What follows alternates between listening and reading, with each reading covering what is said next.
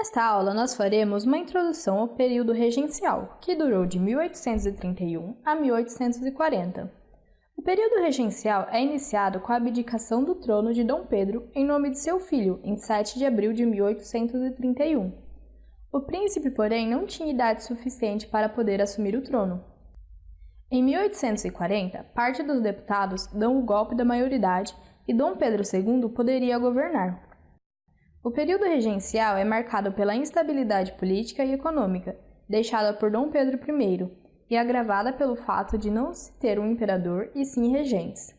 Aconteceram diversas revoltas de norte a sul do país, como a revolta dos malês e a sabinada na Bahia, a balaiada no Maranhão, a cabanagem no Grão-Pará e a Guerra dos Farrapos no Rio Grande do Sul. Revoltas que ameaçaram a integridade do território e levaram ao golpe da maioridade em uma tentativa de amenizar a situação. Apesar disso, as elites conseguiram assumir o controle do país e afastar a ameaça de recolonização que vinha com Dom Pedro I, consolidando o Estado Nacional. As regências foram necessárias pois Dom Pedro só poderia assumir o trono aos 18 anos, de acordo com a Constituição de 1824. Caso o trono ficasse vago e o seu herdeiro não fosse maior de idade, o governo deveria ser comandado por um regente, que teria que ser um parente próximo ao herdeiro com mais de 25 anos. Se isso não pudesse acontecer, a Assembleia Geral deveria eleger uma regência trina, que permaneceria até a maioridade do futuro imperador. Na verdade, primeiro foi eleita uma regência trina provisória, em seguida uma regência permanente, seguida por 2 regências unas.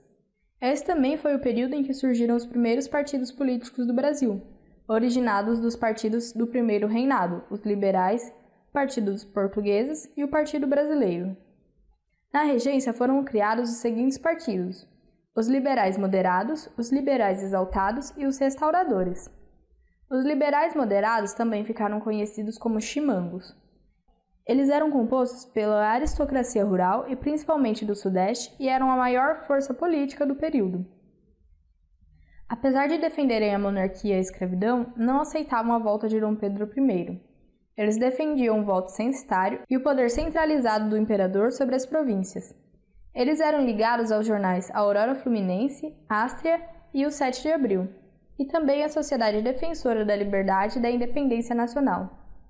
Os liberais exaltados, farroupilhas ou jurujubas, eram proprietários rurais de áreas periféricas ao Rio de Janeiro, e alguns faziam parte da classe média urbana. Defendiam a república, o federalismo, o voto universal e o fim do poder moderador. Eles eram ligados à Sociedade Federal e tinham apoio dos jornais, a Malagueta, a Trombeta dos Farroupilhas e o Grito dos Oprimidos.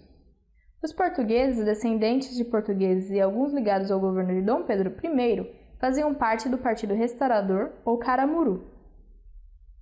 Eles eram conservadores e, por isso, contrários a todo tipo de reforma proposta, defendiam o absolutismo e queriam a volta de Dom Pedro I. Faziam parte da sociedade militar e eram apoiados pelos jornais O Caramuru e O Tamoio. O Partido Liberal, ou Luzias, eram os profissionais liberais urbanos e agricultores ligados ao mercado interno. Eles eram favoráveis ao federalismo e contrários ao poder moderador e ao Senado vitalício. Os saquaremas, ou os conservadores, eram os burocratas do Estado, grandes comerciantes e fazendeiros ligados à exportação. Eles defendiam o fortalecimento do poder executivo e maior centralização, consequentemente, a diminuição da autonomia das províncias. Nas próximas aulas, nós veremos a atuação desses partidos nas regências e o desencadeamento do golpe da maioridade.